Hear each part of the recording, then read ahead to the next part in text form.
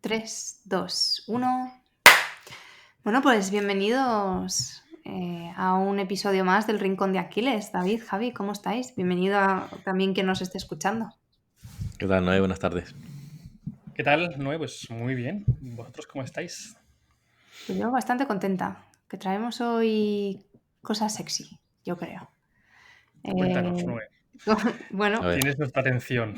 quien está al otro lado ya sabrá que lo personal es político. Este mantra va a protagonizar este episodio y nos ha parecido lo suficientemente relevante como para ello. Así que, bueno, por dar un poquito de contexto a quien nos esté escuchando, ahora es una idea como que se ha popularizado un montón, ¿no?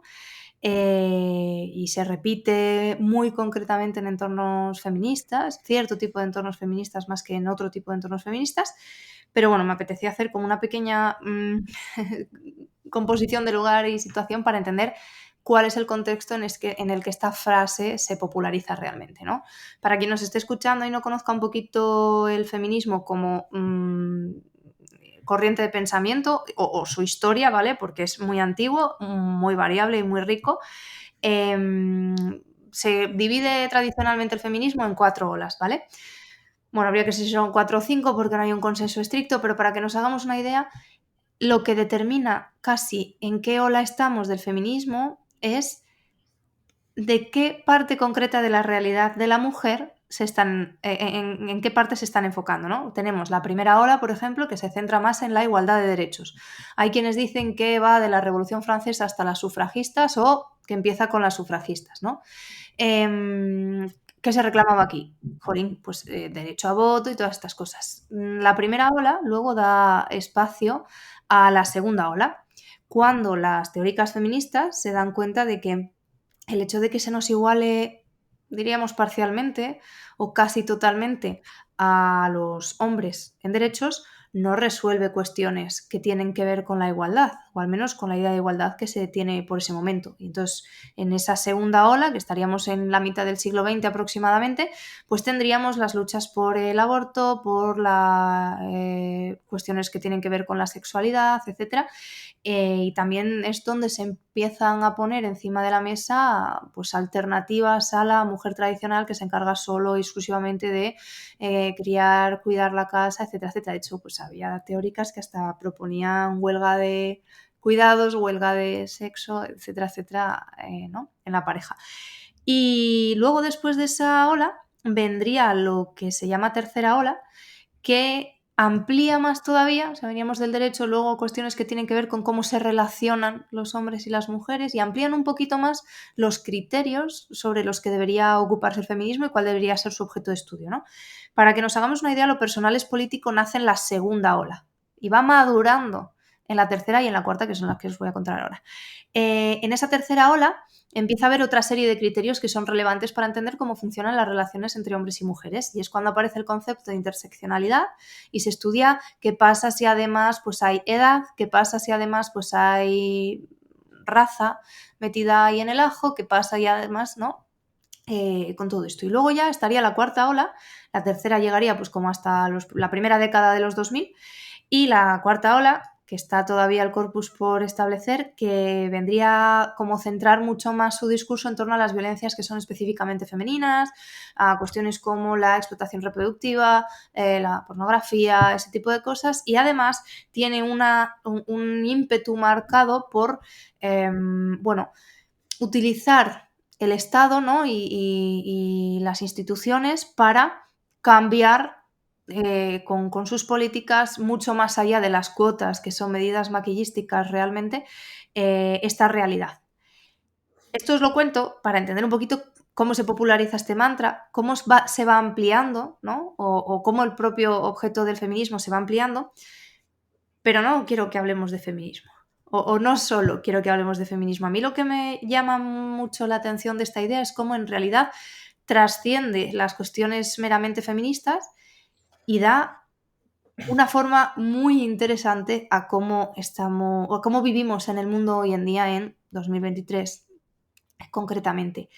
Mira, hay un tema que en el Rincón de Aquiles ha aparecido innumerables veces, que es el del relato, ¿vale? Somos seres hechos de historias y necesitamos contarnos historias para que nuestras vidas tengan sentido, ¿no? Pero no siempre hemos hablado de lo mismo. Los temas cambian, los tabús cambian también, ¿no? La forma en la que construimos con unas historias sobre otras van cambiando y de repente pues estamos aquí y nos hemos dado cuenta de que la forma de vivir en el mundo, si compramos el mantra, lo personal es político, y de relacionarnos en sociedad, que al final es de lo que trata la política, va mucho más allá de lo que votas en elecciones y de cómo hacer política de otras maneras, de asociacionismo y todas esas cosas, ¿no? Claro, eso está ahí por otro lado.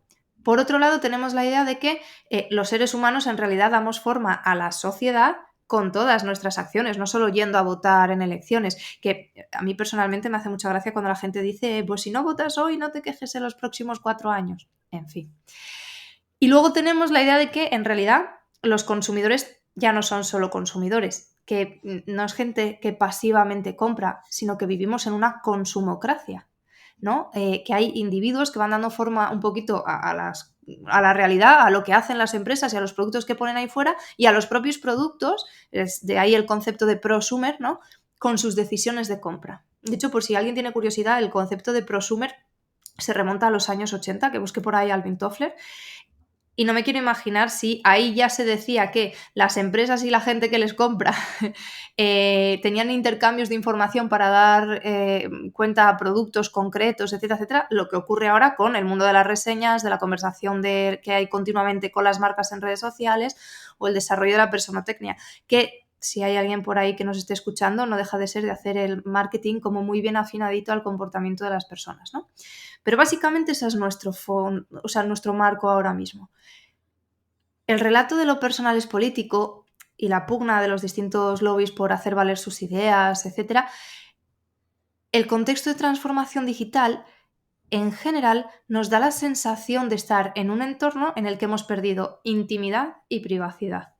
En un entorno en el que los comportamientos que antes eran considerados típicamente privados, ¿no? Como la ideología política que pudieras tener, siempre y cuando fuese compatible en democracia, etcétera, etcétera, podían ser razones de peso para que alguien solicitase tu despido, ¿no?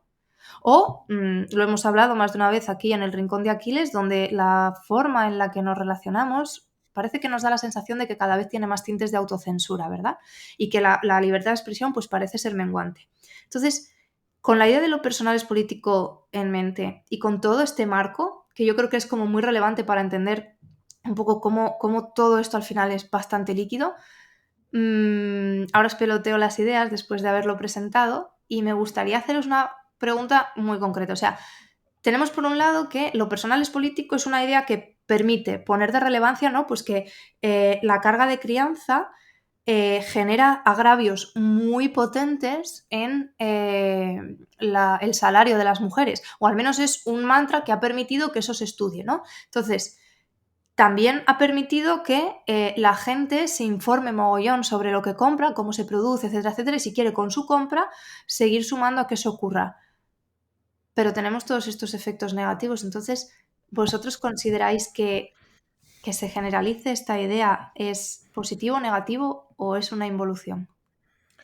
Bueno, antes de dejar paso a Javi para que te responda, pedazo de exposición que has hecho, Noé. O sea, es una maravilla, así que enhorabuena.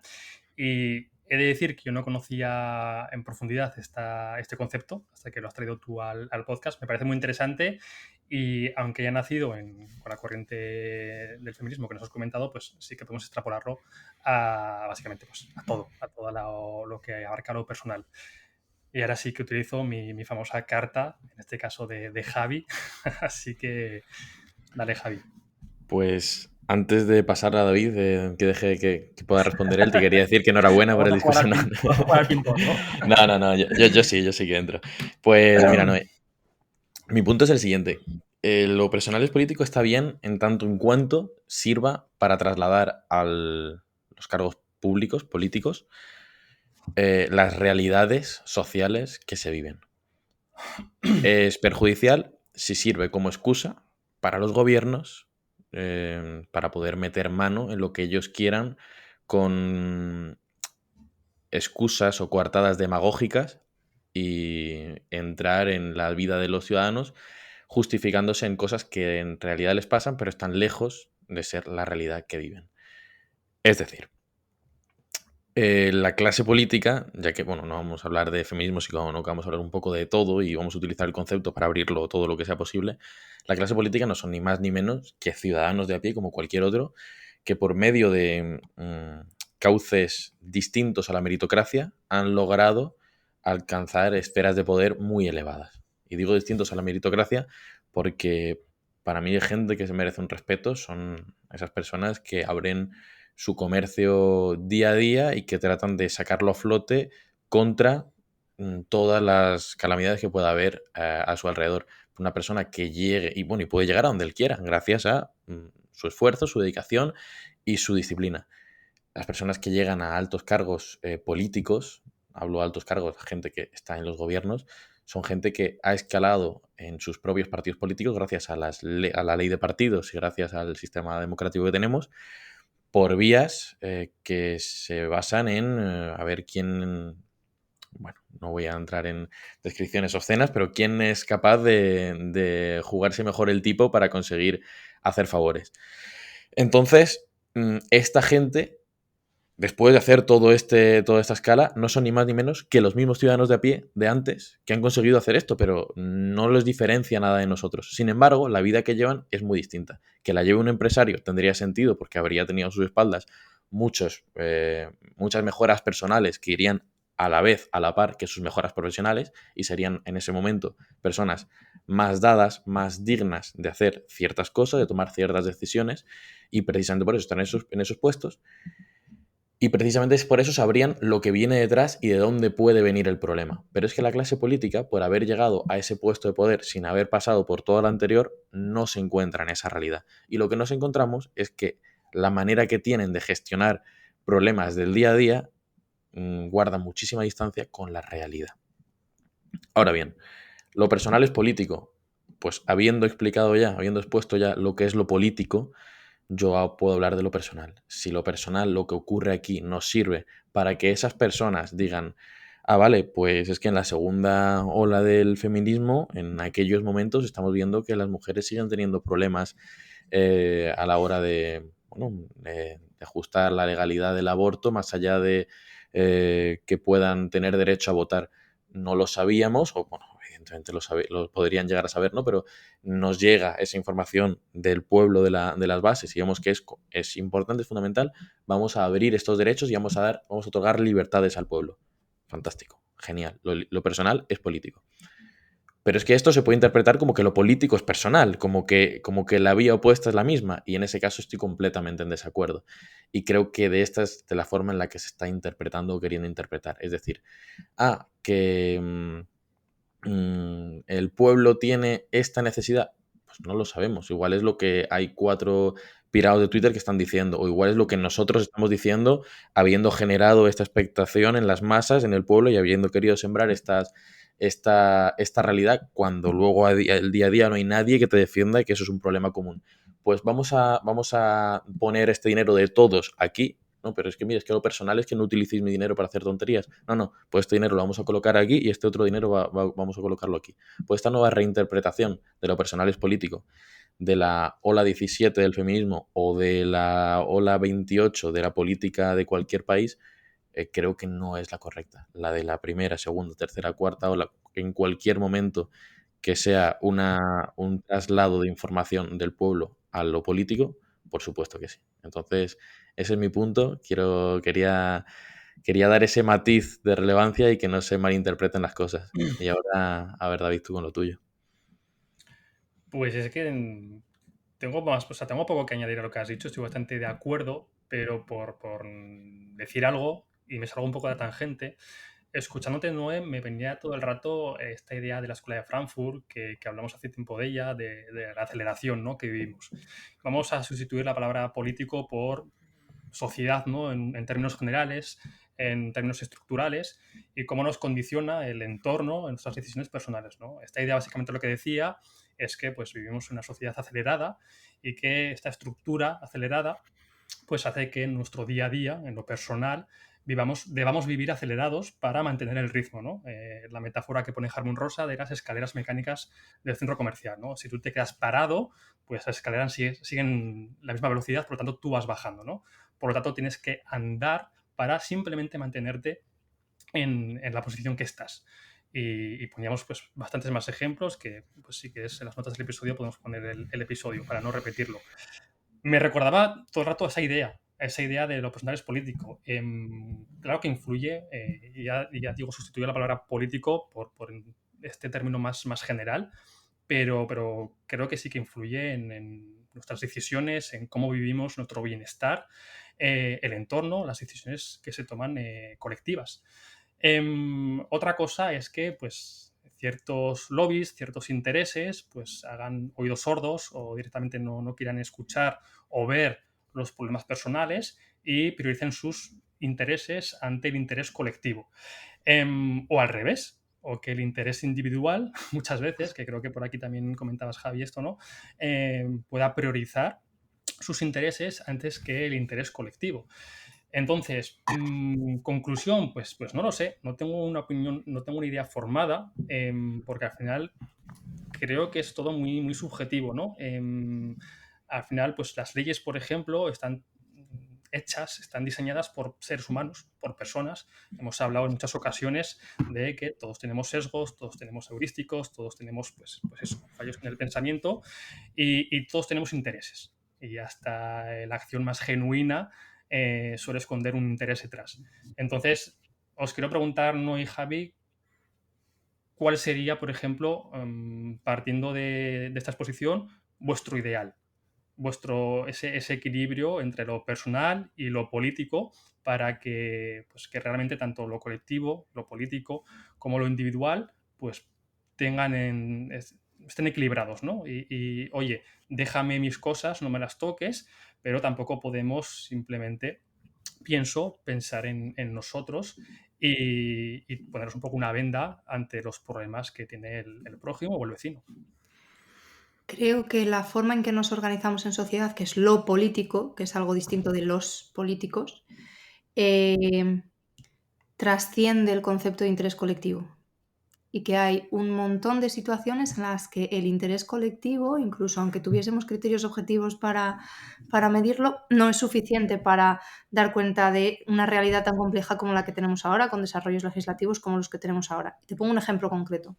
Una de las cosas que se ha quedado en el tintero en la última legislatura es la ley de familias. Una de las cosas que contemplaba esa ley de familias era la equiparación de permisos en las familias monoparentales, ¿vale? Monoparentales, caso concreto, una mujer que tiene al otro progenitor ausente, ¿no? Pero también una mujer que es madre soltera por adopción, ¿no? O sea, por elección, perdón. Es decir, que sigue un proceso de fecundación in vitro, etcétera, etcétera, y acaba siendo madre. ¿Qué es lo que pasa con estas situaciones? Pues que las familias que tienen dos progenitores que trabajan reciben 16 semanas por progenitor de cuidado. Y si no lo reciben en tiempo, que creo que sí, que es casi todo en tiempo, pues lo reciben en dinero, ¿no? Porque hay bueno, en fin. ¿Qué es lo que pasa con los niños menores nacidos de familias monoparentales? Que solo reciben las semanas de un progenitor. ¿Qué es lo que pasa? Que eso supone un agravio comparativo para el caso de estos menores, en los que el cuidado que se les dedica es de 16 semanas, no de 32. Luego se pueden coger simultáneamente o no. Hay familias que eligen que la madre los coja todos y el padre o la otra parte coja solo las 6 que son obligatorias y luego las repartan, que al revés, ¿sabes? Hay como muchas formulaciones. Pero esto es lo que genera, es un agravio comparativo, una casuística hiper concreta. ¿Vale? La representatividad estadística de este caso nos permite apelar al criterio de interés colectivo, etcétera, etcétera. Es interés colectivo que todos los menores reciban en la medida de lo posible los mejores cuidados durante su primer año de vida, porque el interés colectivo, si esa fuese la respuesta, no nos llevaría a discutir sobre 16 semanas de permiso de maternidad. Entonces, me sirve como ejemplo para poner de manifiesto de qué manera la política en realidad también está en todo lo que hacemos como personas. O sea, que es como darle la vuelta al mantra, ¿sabes? Es que estamos tan limitados y tan constreñidos por el marco presente que no podemos huir de él ni evitarlo. Y que esto tiene consecuencias radicalmente directas en los criterios de reparto de subvenciones que ya hemos mencionado alguna vez, etc. Entonces, sobre cuál sería el límite entre que lo personal es político y lo político es personal, claro que a lo mejor igual la pregunta es desde dónde se deben hacer las leyes. ¿vale? Que al final es lo que se proclama desde las leyes y el resto de cuestiones que no son leyes estrictamente, que tiene que ver con la capacidad performativa y de dar forma a la realidad que tienen los estados, ¿no? Y las instituciones. O sea, si yo pago determinado, o sea, o si yo lobby, ni siquiera las instituciones, lobby privado, me da lo mismo, pago determinados eventos culturales o determinadas o subvenciono determinadas acciones frente a otras, estoy dando forma a la realidad. Y a mí eso es lo que me resulta como realmente interesante. O sea, ¿cómo estableces el límite? ¿De qué manera estableces que realmente va de un lado o del otro? Porque al final hay relato, hay ideología, evidentemente unos gobiernos de un lado van a promover una serie de cosas, otros gobiernos van a promover otras. Y es que creo que para mí es una realidad inescapable. En el sentido de que veníamos de una forma de entender el mundo en el que parecía que las esferas privada y pública estaban muy diferenciadas, ¿no? Entonces, desde todo el desarrollo de la modernidad, desde Hobbes, desde Adam Smith, toda esta gente, veníamos diferenciando y respetando al individuo, ¿no? Y esa esfera privada en la que el Estado no se tenía que meter, ¿no? Y luego estaba esa esfera pública en la que el Estado vivía, o sea, el individuo vivía en sociedad. Pero es que luego resulta que eso es radicalmente líquido. Y sin embargo, a mí lo que me da la sensación es que esa idea de el individuo tiene huecos en su vida en los que nadie más se debe meter es es una, o sea, es una ilusión. Porque durante toda la historia de la humanidad, los centros de poder han tenido todos los argumentos posibles para meterse en la vida de los individuos, ya fuera a través de la religión, la moral, etcétera, etcétera. Y ahora parece que volvemos a eso también. O sea, no hace falta irnos muy lejos, salgamos del marco feminista, vámonos al rating score que tienen en China, de lo bueno que es un ciudadano. Evidentemente consideramos China como una realidad no democrática en la que los derechos fundamentales no están reconocidos, etcétera, etcétera. Pero incluso en nuestro marco de derechos fundamentales, marcadamente todavía occidental, vivimos de esa manera. Entonces, no tengo una respuesta a cuál debería ser el límite. Lo que creo es que igual la respuesta va más por la parte de las leyes que por la parte de lo político en general, porque es algo que también forma parte de las personas o las personas de ello. Sí, pues tú mismo lo has dicho, ¿no? Es decir, dices, China es una realidad no democrática ya, pero es que con la realidad democrática también estamos en un callejón sin salida, porque al final es un monstruo que se retroalimenta. Si quien está en el gobierno decide cuánto peso tiene el gobierno, cuánto va a tener, redoble tambores, cada vez más, evidentemente. O sea, quien vigila al vigilante, ¿no? Quien hace que esa estructura megalómana se reduzca. Imposible. Si es que tú eres el que te va a pagar a ti mismo y tú vas a ser el que vas a pagar a tus colegas. Entonces, cada vez se tiene más mano en la vida del prójimo. Democracia, sí. ¿A qué precio? Pues estamos viendo, dices, sí, Pero aquí, históricamente Javi, siempre se ha hecho. Sí, pues que históricamente ha habido esclavismo. Es que el tema es que nos hemos pegado pues 300 años en una escala de libertades que desde hace un tiempo para acá, pues parece que con las nuevas estructuras ya bastante liberalizadas, el individuo, hay huecos en los que antes podría tener control, el plano económico, por ejemplo, se me viene a la cabeza, en los que cada vez monetariamente está más constringido. Patrón Oro, por ejemplo, desde que desapareció. yo estando de acuerdo con eso, Javi, yo aquí soy más estoico que epicuro. Es decir, los epicuros, oye, a mí no me hables de política, que yo estoy muy, muy bien en mi jardín y con mis amigos y claro, pero eso es desde una posición favorable, está bien, pero joder, el otro día creo que Val de Polímatas lanzaba una pregunta por Twitter que venía a decir algo así como, oye, ¿realmente la política os interesa, no? ¿O realmente sentís que sirve para algo?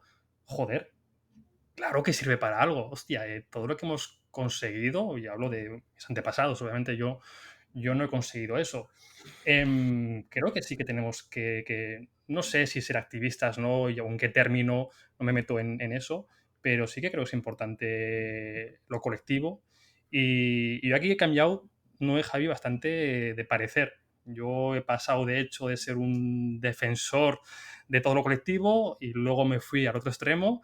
A mí que me dejen vivir, ¿no? Muy, muy epicuro, a mí la política no me interesa, yo estoy con mi trabajo, con mi familia, con mi entorno, pero claro, cuando ves que al vecino le van mal, y le van mal no por su culpa, sino por el entorno estructural, por decisiones de otros, que como tú comentabas algún ejemplo, no te tocan, y cuando te toca a ti o te toca al vecino, dices, hostia, esto, ¿sabes? Si a tu hijo o a tu prima o a tu tía le ocupan la casa, pues igual te tomas más atención, ¿sabes? No te digo que te posiciones a favor o en contra, pero igual prestas más atención a esa problemática social. Si nunca te pasa nada, ni a tu círculo cercano, pues bueno, pues tú estás muy guay donde estás. Entonces, creo que, obviamente, respetando que cada uno decida pues alejarse o acercarse a la política, y entiendo también que la gente se quiera alejar de la política, viendo cómo está la cosa, entiendo perfectamente esa posición, pero creo que es lo fácil. Creo que para luchar con esas libertades que comentas, Javi, creo que a veces hay que ensuciarse las manos y hay que hacer, pues eso, una lucha activa para que, es que ya no es que conseguir más libertades, es que es mantener libertades. A veces vemos que ni siquiera es conseguir más, es simplemente mantener lo que hemos conseguido durante la historia. Y esto hablo desde la lejanía, ¿eh? Yo no soy ni mucho menos activista y no pretendo dar lecciones a nadie, pero creo que lo colectivo es muy importante. Todos no partimos de la misma posición y sí que creo que lo político pues, debe ayudar al menos, ¿no? Pues intentar equilibrar, y esto da para otro debate, pero intentar equilibrar al menos las oportunidades, ¿no? Y luego, obviamente, pues los resultados cómo se aprovechen es otro cantar. Mira, como no me gusta ser teórico sin entrar en lo práctico, y en el Rincón de Aquiles siempre nos gusta dar ejemplos, mientras hablaba David se me han ocurrido dos de lo que estaba hablando antes concretamente. Un chico de 18 años no tiene que pelear por que le den 100 euros para que se gaste en X cosas y luego ver cómo se chantajea o de qué manera puede encontrar esa manera de los 100 euros convertirlos en otro objeto, ¿no? O convertirlos en cash en vez de en cultura. Un pensionista no tiene que conseguir que le suban 30 euros la pensión si a cambio no se está enterando de lo que hacen con todo el dinero que ha cotizado a lo largo de su vida. Si en lugar de esto este chaval se preocupa porque se genere el contexto para que pueda llegar a tener oportunidades laborales dignas, no como las que se está teniendo desde años atrás, que cada vez las cifras del paro juvenil son peores y España va en cabeza, en la Unión Europea al menos. Esto es mucho más dignificante y esto es mucho más personal, pero no personal de cada uno, que no se confunda como individualista, es que nos beneficia a todos como sociedad, como colectivo, que las nuevas generaciones vengan con ganas de trabajar y vengan presionando para generar empleo, para luego llegar a levantar el país. Si lo que se pide es dinero y yo no pido libertad para poder hacer el conjunto un lugar mejor, no vamos a llegar a ningún sitio. Lo mismo pasa con el pensionista. Si en vez de eso lo que busca es transparencia con lo que se está haciendo con su dinero, es algo mucho mejor para el colectivo en vez de decir, no, que me llegue el dinero y ya me olvido de lo demás. Es que precisamente por eso, desde lo personal, se puede alcanzar lo político, buscando el bien común. Yo, Que no se Javi, no me malinterprete. refería a los incentivos perversos que comentas, que eso también es otra cosa. Y obviamente estoy totalmente en contra de esos incentivos perversos que al final pues hacen un mal uso y no se consigue, bueno, o sí que se consigue lo que quieren. Lo que pasa que no lo dicen realmente qué es lo que quieren. Pues para responder también a la pregunta que os lancé a vosotros sobre cómo podemos proteger esa esfera privada, a mí me gustaría poner de relevancia un concepto muy concreto, que además nos sirve tanto para lo personal como para lo político. Y es el de contrapesos. O sea, cuando nos vamos a la historia, ¿cuándo quienes ostentaban el poder se han visto obligados a reconocer esas esferas privadas? Hablamos de la modernidad, pero tenemos antecedentes en el derecho romano, en los fueros de Alfonso X, etc. ¿O cuándo ha ocurrido que gente que ostentaba el poder ha reconocido nuevos jugadores en el tablero? Cuando estos jugadores han ido ganando cotas de poder suficientes como para hacerles sombra. Nos vamos al parlamentarismo si queremos, ¿no? León, cuna del parlamentarismo, si no lo sabíais. Primera reunión con todos los estamentos que hubo en Occidente. Pues eso ocurre en determinados contextos muy concretos. me parece muy relevante conocer esos contextos y entender que su traslado al hoy es participar de la sociedad civil. O sea, no me gusta la política porque los políticos tururú. O sea, participar de la sociedad civil es un poco incluso lo que hablamos en su momento con Ignasi Voltó, ¿no? Tú ves a alguien por la calle, tío, y le ayudas cuando se cae. O si eres madre monoparental, formas parte de una asociación que se sienta allí, traslada cuáles son, y en las iniciativas legislativas que siempre se abren al público, mandas tus comunicaciones, intentas ver cuáles son la gente que se puede sentar ahí si son las cosas que te tocan sobre todo a ti en la vida, porque evidentemente si no te tocan no somos tan naifs aquí como para pensar que nos vamos a sentar porque estamos tocados por la pata de Dios, ¿no? Pero me da igual irme ahí que, no sé, por seguir hablando de la ley de familias, formar parte de la asociación o del LACTAP, del colectivo LACTAP, ¿no? O sea, de la empresa LACTAP, que se sentó con el ministerio de Irene Montero para intentar darle a entender a ese ministerio que si lo que queremos es que los individuos sean saludables y las mujeres tengan opciones de verdad e incluso queremos gastarnos mucho menos dinero en sanidad el día de mañana, tendríamos que fomentar la lactancia materna y que con 4 meses de mierda no sirve para nada y que lo mínimo que recomienda la OMS son 2 años. Luego cada mujer que decida libremente, ¿no? Entonces, yo parto aquí una lanza por eso, por ese sistema de contrapesos, de participación de esa sociedad civil. Y nos sirve, insisto, tanto para lo personal como para lo político, porque mi tesis aquí ha sido que la diferencia en realidad no es tan evidente o no siempre, ¿vale? Bueno, quien nos haya escuchado hasta aquí, lo primero, muchas gracias. Hemos intentado hacer una pequeña variación de formato, ya nos contaréis si os gusta o si no, pero creo que en realidad la conclusión nos la puedes contar tú que nos estás escuchando, porque desde luego concretas son del oyente. Y nada, si has llegado hasta aquí también de nuevas y esto es lo primero que escuchas y todavía no nos sigues, no te has suscrito, etcétera, etcétera, por favor, Muy lo mal, muy ruego mal. encarecidamente. Y cuéntanos tú también si has pensado eso alguna vez. Por Dios, si queda una idea clara de aquí, que no se culpe al feminismo de que esto ha ocurrido, porque señores, la idea es infinitamente más antigua. Y que para cambiar el mundo, como has dicho, Noé, no hace falta irse a África de misionero 2 semanas, que tú hablabas de un concepto que está un poco de moda, ¿no? El altruismo efectivo, que se puede mejorar el mundo desde tu barrio, desde tu ciudad, tu entorno, y si hacemos todos eso, pues ya estamos haciendo ese activismo civil que comentabas, y al final pues el mundo va a ser mejor, es que no queda otra. Eso es. Pues nada, chicos, muchas gracias también a quien nos Chicos, escucha y hasta la semana que viene. Nos vemos la siguiente semana. Noé, Javi, nos vemos un pronto. Un besito a abrazo los dos. fuertísimo. Chao. Chao.